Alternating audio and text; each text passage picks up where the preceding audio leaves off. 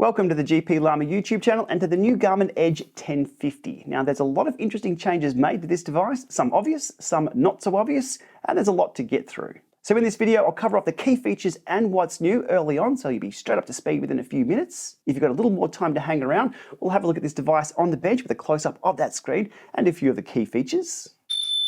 Oh yes, it has a bell. And then I take it outdoors for some extensive on-bike user experience with this on the front of the bike. Now I've put chapter marking down below here on YouTube if you need to skip ahead to any section. And with that, let's get straight to the key details of this new unit. It has a new screen. It's brighter, it has more detail, still the same 3.5-inch size, but a 480 by 800 pixel resolution, which works out to be around 269 pixels per inch, and it has a transmissive LCD screen, which means a big change too, the battery life. I don't know why I paused there, the stats were on the screen. So Garmin are claiming here up to 20 hours of demanding use and up to 60 hours in battery save mode. As a comparison, the 1040 non-solar is stated at 35 hours of demanding use and up to 70 to 90 hours in battery save or low use mode. So with that new detailed bright screen comes a trade-off with the battery life. The unit has a redesigned body with squared off corners, all metal buttons. The quarter turn mount has been moved just a little bit. We'll have a closer look at that and what that means in a few moments. There's a speaker, not just a beeper on this unit, and I've had a bit of fun with that. Storage space on the 1050 comes at a default 64 gigabytes. The 1040 base model had 32, the 1040 Solar had 64. So the 1050 comes with 64. There is no solar option, and the 1050 tips the scales at 161 grams claimed. As a comparison, the 1040 non-solar, 126 grams, the 1040 solar stated as 133 grams official. So yes, this unit is a little heavier than previous models. There's a few updates to the user interface we'll go through that has Garmin Pay. There's Garmin Community Hazard Reporting. There's some enhanced group ride functions with messaging, leaderboards, and challenges. There's on-device map management. Finally, very happy to see that one. There's road surface type reported on screen with some warnings. We'll go through that later on too. Power Guide now factors in wind, which was one of the big criticisms I had of Power Guide early on. Wind is a big factor outdoors. Oh, and there's a bell, and it's very, very cool and can be assigned to your function buttons on Di2 or SRAM axis. Onto the pricing of the base model 1050 comes in at $700 US, €749, around 1,200 Aussie dollars. There's also a bundle option which will cost you a little bit more. Okay, with the key features and what's new covered off, just before we get to some hands-on with this, it's important to remember that every new device like this from Garmin builds on the previous generation, so there's a lot of expected functionality. For example, ClimbPro when routing, ClimbPro when on free rides, live tracking, sensor support. No, really, real sensor support. Not something half-assed that requires me to dick around with my Shimano bike for a few hours to figure out what the hell's going on. It has Connect IQ supports for apps, data fields, and when it comes to the lower levels of what it writes to the fit file, they set the standard. That being for the information stored and the formats it's stored in. Then there's Garmin Connect Web on mobile, the ability for this to receive updates over the air for itself and for some Garmin sensors. There is a lot packed into these devices, so much so I can't cover it all, even in about a half-hour video. Now as a quick teaser before we jump into this, I can report the altimeter or gradient reporting is a lot better with this device. The speaker on here is multi-purpose and is definitely a bit of fun and very loud. And the ambient light sensor on this is extremely fast to react. Okay, now let's get this on the bench and a closer look at these new features. Okay, onto some hands-on with this unit, and the first thing you'll notice is the squared off edges, looking very much like a Brighton S500. All metal buttons on this version, and it just feels a little chunkier in the hand and on the weight scales. You'll see that in a moment. USB-C, as we've come to expect, on the bottom there. Onto the flip side, and down below there is the speaker port and the tether attachment, and they've gone back to a plastic quarter turn mount that is replaceable. And there's one subtle change here that makes a big difference, and that is the location of that quarter turn mount is a little higher on the 1050 Plus. What does that mean? Well, my first-hand experience is this, that some mounts that fit the 1040 won't fit the 1050. This was one of 3 bikes that it wouldn't fit on, so do be aware of that. To the all-important weigh-in, and the 1050 coming in at 160 grams on my scale, which is significantly more than the 133 that the 1040 Solar weighs in at, so something to be aware of. Onto the screen, and that brightness is phenomenal. So both units here set to almost the same, so auto off about 60 or 70%, but the 1050 is so much brighter. Quite a few welcome updates to the UI, making the 1040 looking a little dated there over on the left. And accessing the widgets has changed as well. That's just a scroll up and scroll down here. That's a flip up to access those on the 1050. On to a not so obvious change in functionality with the new screen on the 1050, and that's in regard to the backlight timeout setting. Now, over there on the left, we'll set the backlight timeout to 15 seconds. On the Edge 1040, we know what's going to happen there. Over on the right there, this screen has to be set to always on, or this is what happens after 15 seconds, as I've set here, or whatever the timeout is. So we'll give it 15 seconds to tick by. Over there on the left, the 1040 dims down. Over on the right, the 1050 just shuts off. Well, not technically shuts off. It is so dim you can't see it. So you can see the screen still on. But effectively, that setting shouldn't be called backlight. It should be called screen timeout because it's effectively unusable out on the road. This is due to the new screen, but I do think it's something Garmin need to change because I thought it was a bug because I always set mine to about 15 or 30 seconds timeout out on the road. It needs to be set to always on with this screen, and that's probably why the battery isn't as great on the 1050 as it is on the 1040. Okay, so just to reiterate that one, backlight has to be set to stays on the 1050 or the screen will shut off. Okay, next up, the ambient light sensor is super fast. So we'll set this to auto on the 1050. I'll shine a light on that. It goes super bright very quickly. Take it off, dims down, goes bright, dims down, put my thumb over, goes dark. And that's just one of the many methods they use to save some battery, given that backlight, or the screen, has to be set to always on. As for the auto brightness over there on the left, I'm not quite sure where that was, but we're not looking at that unit today. It's all about the new one. All right, startup time. Now, a little unfair, this test, because, well, actually both of them are on beta firmware, and still effectively early days for the 1050. So we'll give a startup race right here. Okay, over on the left there, straight through. Over there on the right, still booting. Oh, there's a little failed message on that. Okay, we'll look at that a little later. Again, still beta firmware on this one, but then we'll boot it up. So only a few seconds difference between the two, and we are straight into it, ready to go. On to the tones and prompts, which use that new speaker. And here is the options for the tones. And the voice prompts, quite a few different options there. You can have them coming from the device or through your phone. We'll leave that to device output for now. Tons of options there for audio prompts, pace or speed alerts if you want those. Let's turn on navigation alerts to show you those out in the road in just a few moments. There's male and female voices and different dialects. Approaching summit, approaching summit, approaching summit. Very Aussie, but my favourite use of the speaker is for the bell. And with the 1050, we finally see on-device map management. Scrolling through the options here, you can see I've got Australia installed. We can remove that if we like. I've got other maps, Trail Forks installed. If we want to grab another map, they're all available there.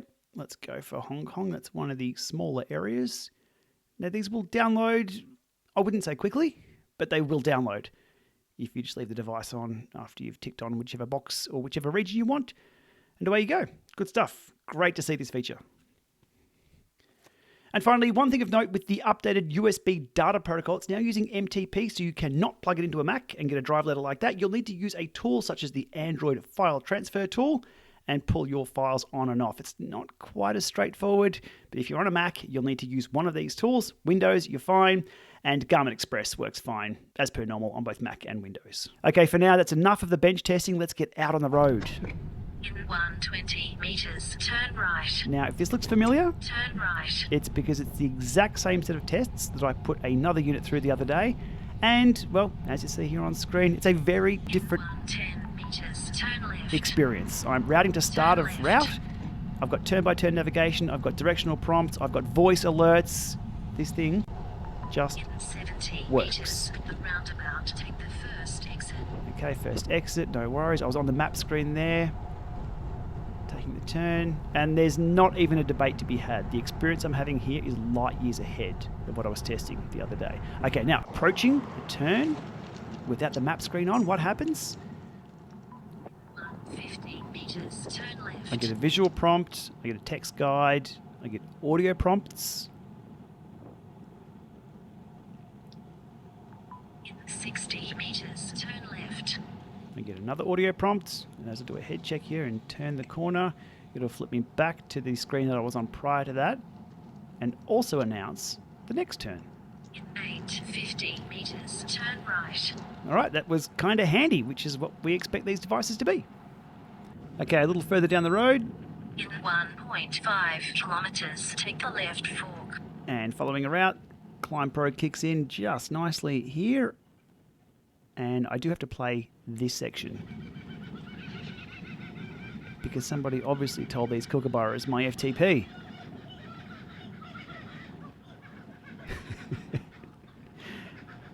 They are called laughing kookaburras for that exact reason. All right, let's get away from those birds and to the top of the climb.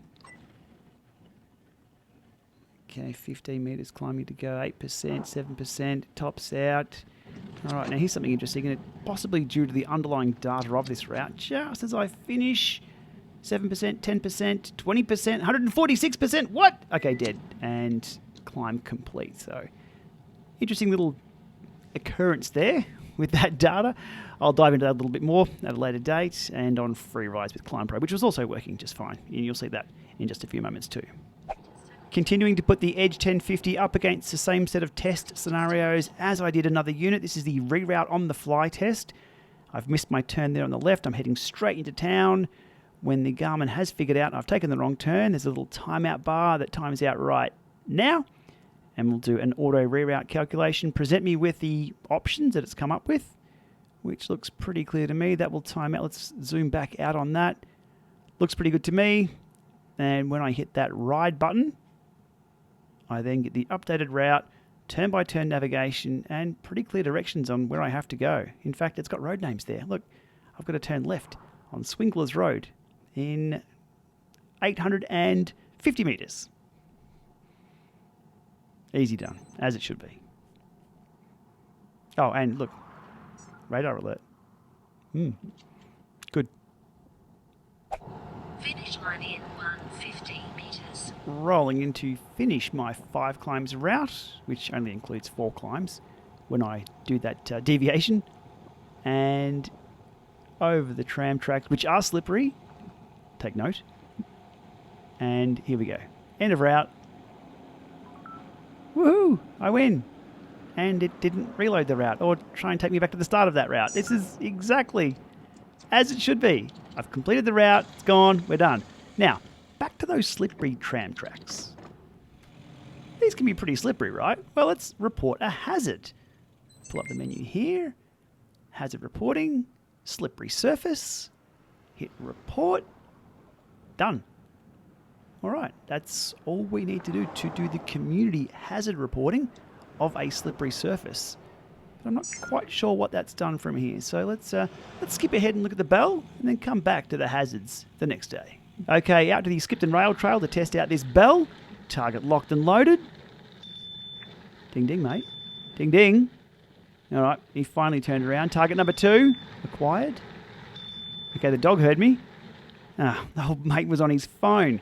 Look, the bell works just fine. Has a nice pitch to it. Can't account for people on their phones scrolling through OnlyFans or whatever the hell he was up to. Okay, now here's something cool with the bell.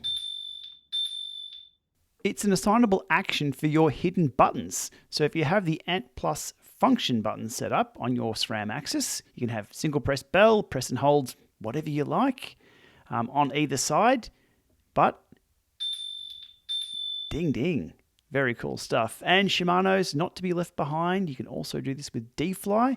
So if you have D-Fly configured for your hidden buttons, there we go. Now for a small setting I stumbled across while testing, I think this is going to be very useful. Okay, now here's something interesting on the way home from that ride. Notice something there on screen, that little red thing?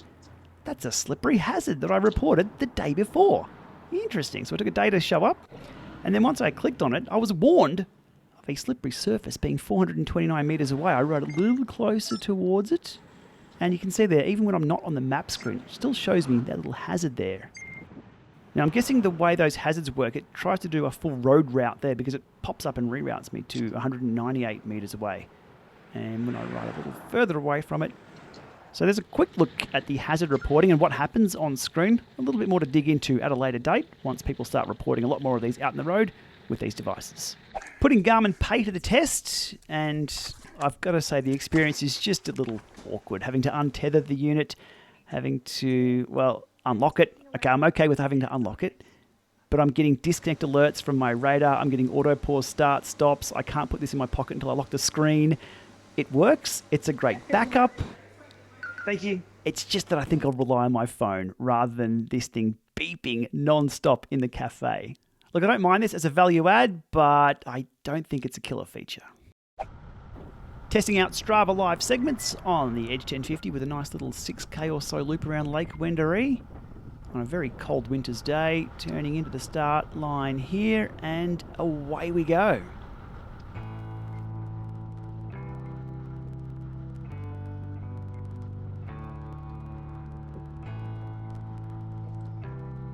Okay, note to self, turn off auto lap and turn off sharp bend warnings, which has a warning for a right-hand turn, which is not where the segment goes and not where I was going. Okay, let's get this done.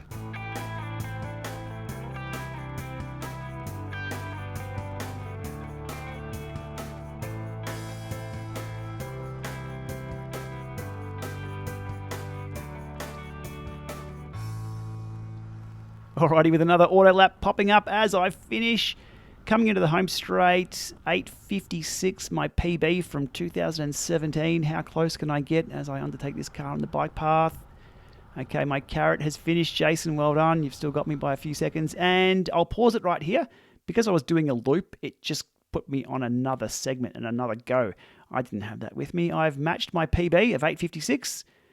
I was pretty happy with that, but for now I might unstar that segment so it doesn't keep popping up every time I ride around the lake. But there we are. Strava segments working fine on the 1050. Now, I have a lot to say about the group ride feature, and I'll cover more of this in the wrap-up, but here is myself and little llama. And you know, I've got flat pedals. You do have flat pedals, buddy. Well You done. don't. You've got bumpy pedals. Just testing out the interaction between new versus old. All right, mate. Wait at next stop. Oh, okay. Done. Dad, mine has the message. Hey, Dad, what does that say? Well, I'm going to send you a message, and it's going to say, go on ahead. You ready? Yeah. There it says. It says, go on ahead. So ready to go? All right, let's go, buddy. All right, a little further down the road there, you can see on screen the way it's presented is a little different between the 1050 and the 1040. And I do believe the 1040 is getting an update very soon that will give it equivalent functionality for all these new group ride features. All right, right in. Someone left the gate open. Oh, you left the door open for Dad too. Inside. Oh, Hey! 20 metres. Oh, no. 9 metres. Oh, Maxi wins. Dad, my beep! Yours beeped, mate, because you won. What? High fives there, mate.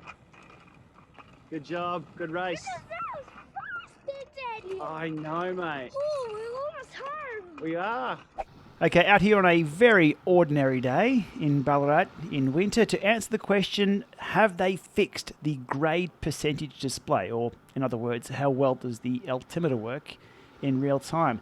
3 units on screen here, the Edge 1050, the Edge 1040 Solar, and the Wahoo Roam 2.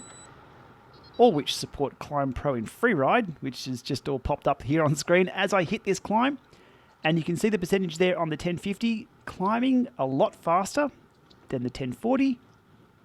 And the Roam is just sort of in the middle of them all. Okay, as I go further and further up this climb, the 1050 is showing 11, 13, 14%. The 1040 is only at 8%. The Roam's in the middle. What was the real percentage? Well, it was around about 10%. Okay, turning onto this, and things start stabilizing after a while. Again, I'll have a bit more of a discussion as we top out over here and watch these values. So they're all stabilizing at about the same, 12, 13%. And that was the real gradient that I was riding up there. Okay, you can see the power I'm having to put down to just to top out over here. And I stop pedaling when it zeroes out. The first one to drop down is the 1050. Doing very, very well. But it then sort of overshoots. I'm not -9 now. The 1040 is still going up a climb here and only now goes into a descent. Negative 16%, no. Negative 17, no. Negative 9, yeah, not too far off. So my conclusion with just that one hill, and there's a few coming up, is that the 1050 altimeter is very, very sensitive to change. It will overshoot a little bit and then stabilize to match everything else.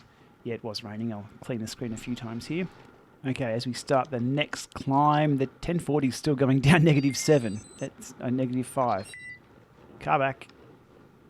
Okay, so again, the 1050 climbing a little faster than everything else, up to 9%, 10%, and only now the 1040 starts going uphill. The Roam 2, again, somewhere in the middle. It's keeping everyone else honest. Okay, 10% on the 1050, 7%, 8%, and climbing on the 1040, and about the same on the Roam 2. So once everything stabilizes and goes up or goes down on a continual or very similar gradient, they'll all agree. But that's usually not the time you're looking down at your head. You look down when things change. Okay, so I'm about to hit this climb right here. It will pitch up quite steeply, and that's when I'll look straight down. So let's just say I've hit the climb here, going pretty hard. Oof, look down. One says 8%, 10%. One says 2%. The other says 6, again, in the middle. That's when you look down and notice that the older 1040 is currently off. Now, the 1050 is overshooting again. That's not 17%. It is about 14 or 15 here. But as things stabilize near the top, they all start agreeing. And then I hit the top. And again, that change kicks in. I have to wait for things to stabilize. So the 1050, I believe, is the first one to go on the descent right here. And the 1040 is still climbing. Roam 2, tagging along, not too far off the 1050. All right, you can see the gradient that I was testing on right there. Left or right? Let's go right for my final example of watching everything change. Okay, I'm definitely on a climb here. There's no hiding that. You saw the gradient. Okay, the 1050, not quite instant. I'm climbing. There we go. Plus 7, 1040, negative 10. So there we are. That's the gradient, or the altimeter working in real time. A little bit laggy on the 1040 and much better on the 1050, but a bit of overshoot in both the positive and negative directions. Okay, that screen wipe was a perfect transition to my favorite website here to have a look at the elevation data recorded from that hilly ride. We have purple 1050, blue 1040 solar, and the Roam in red/maroon. And everything's tracking not too bad. There's always going to be differences, especially in the rain, always challenging in those conditions. But the purple and blue tend to track okay. The Roam doing its own thing here at the end, being a few meters off overall. With the final ascent values being 237 on the Roam, 261 on the 1050, and 250 on the 1040 solar. Admittedly, that was only a short test of the elevation, but good signs early on. Looping back to the road ride I did in the rain to test the gradient to show you another feature. And this is road surface type and the little warnings that will pop up, as you can see there on screen on the left, indicating there is a unpaved road ahead if I was to keep riding, and that's it right there on screen. Now these appear on the map at about a 200 meter zoom or closer. Now with the 1040 over on the right, you can see there's no real difference between the road types, and there wasn't that warning. Now on the X40 series, there was an update to the beta firmware that did leak in with road surface type shown, but this is a little different to what we're seeing here on the 1050. Anyhow, interesting little feature added, and sure to come in handy for gravel rides especially. No bike computer review would be true and complete without a deep dive into the positioning data recorded from the GNSS multiband, and this is the Edge 1040 Solar in purple up against the 1050 in blue. And look, to be honest, here is why Garmin units are used as a benchmark to compare other units to when it comes to positioning. They do a pretty damn good job of it. Nothing really out of the ordinary. A little bit of Mario Karting here from the 1040, within a meter or two maybe. If we put on satellite, look, literally that's what I'm talking about there, just a meter or two on the road, to be expected. But everywhere else, these things are locked in. Very, very good to see. Even White Swan here, both sides of the road, down one side, up the other.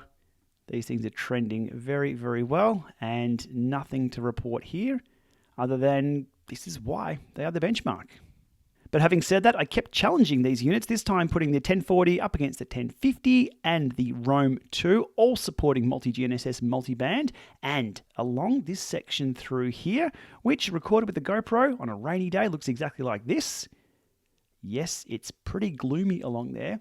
Now here in red or maroon, the Roam 2 just drifted a little bit, just had an offset. You can see through here, through here, through here. It corrected itself a little further down the road. Horrible conditions. But the other two, the blue and the purple, that was the 1040 and the 1050, but the 1040 tripped up just here in the tree line. Very interesting. That's really all I can pick out. The rest from there on in, again, pretty much one for one within a meter or two of everywhere else. The Roam 2, not quite locked in as tight. But look, to be honest, all I'm talking about is just that little bit of wonkiness through here.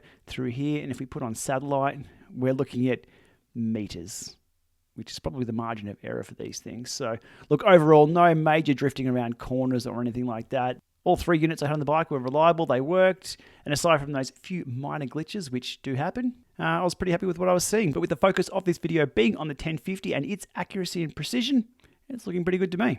It's a little difficult to present any real-world battery burn data because most of my rides have been with screen record turned on so I can make this video. However, the numbers shown here on screen do back up what Garmin claim. Now, they claim up to 20 hours of demanding use on the 1050 and up to 35 hours of demanding use on the 1040. Now, with screen record on, which is saving 2 screenshots per second, I think it's around 2.5 gigabytes per hour, being written to the memory storage, that's more demanding than demanding use. But the numbers we're seeing here kind of make sense with their estimates. Now, I do have the Varia radar connected at the same time, so it's lighting up the screen and beeping at me as well as cars are passing. But let's do the math here. So 35 claimed demanding use, I'm getting 30. And 20 hours claimed, I'm getting 15.28 on the 1050. So there's no getting around the fact that the 1050 does have a higher battery burn rate because of that screen. But you're going to have to wait a little longer to get some real-world battery burn data with subsequent firmware updates and me riding around without that screen record being turned on. Okay, so a lot of ground covered today with the new 1050, and to be honest, that's hardly scratching the surface on a number of those features. Now, just some commentary on a few topics before signing off. Garmin have gone pretty hard on the group ride functionality of this new device. Those group ride enhancements with leaderboards, challenges, etc. Now, while handy, I'm just not quite sure how popular those things will be. Entering a little code before a ride is pretty quick, but I don't see that happening for every group ride. Maybe once or twice a year, possibly. But to get the most out of it, you need to be using it all the time to understand that functionality. So I'm just not quite sure where that's going to land. Don't get me wrong, I love the innovation, but personally, I like to see functionality that's there for every ride, regardless if I'm solo or with a group. And on that note, did I mention the bell yet? That does get a pretty good workout when I'm out on the bike with that unit. Now, another burning question will be, what's going to happen to the X40 series? And the statement from Garmin on that one, when asked, group ride updates and road hazard alerts will be available on the 540, 840 and 1040 series computers coming soon. So those models will still be getting function updates. I suspect there'll be some concern out there with X40 series owners about how long it will be until Garmin leave them behind for features. And it's at this point I'll acknowledge the 1030 Plus owners out there, I think we're a little hard done by. They got left behind a little too early, I believe. Look, I don't think the X50 is in the position to knock out the X40 series due to that reduction in battery life. I do expect Garmin to keep the 1040 series on for quite some time because they'd be crazy to remove that from their lineup. That as an endurance device would be the go-to for sure. But let's see where things end up. Look, so my take on this unit overall, because I guess I do have to give an opinion at some point in this video, the new screen is excellent. It's crisp, it's bright, it's responsive, but it does nerf the battery life, which I do love in the 1040. That thing just goes on and on. Look, I'm keen to get my Connect IQ apps and data fields installed on this and see how it goes there. We can't install those early on until they've been recompiled and added support for the new 1050. Now, as I said in the intro, the 1050 does stand on the shoulders of the 1040, which is a solid unit, and I do use to baseline test other things against. So the 1050, as you've seen here in my tests, just builds on that, so I'm pretty confident with it. So I do like it, but I do have to sort out a few new bike mounts too. Last week, I gave the Coros Dura a very hard time in my overview of that. I still stand behind everything I said in that video. And that's because on their spec sheets, they claim to have turn-by-turn navigation and stand side by side with the competition, such as the Garmin units that also have turn-by-turn navigation. But if you've watched that video, and this one, there is no debate. There's no question about it. The experience on the bike was light years apart. But wait, you say, that was on beta firmware. Yeah, so is this. It's just that Garmin did it a lot better. Oh, and there's a big price difference too, but that's a discussion for another day. Anyhow, we'll leave it there for today. Thanks for watching this one. If you've gotten all the way through to here, I do appreciate viewers who stick around for these longer videos. And as always, give it a thumbs up if you found it interesting, informative, or just to support the channel. And to do that, you can also hit subscribe too. It's much appreciated. All right, we'll see you soon.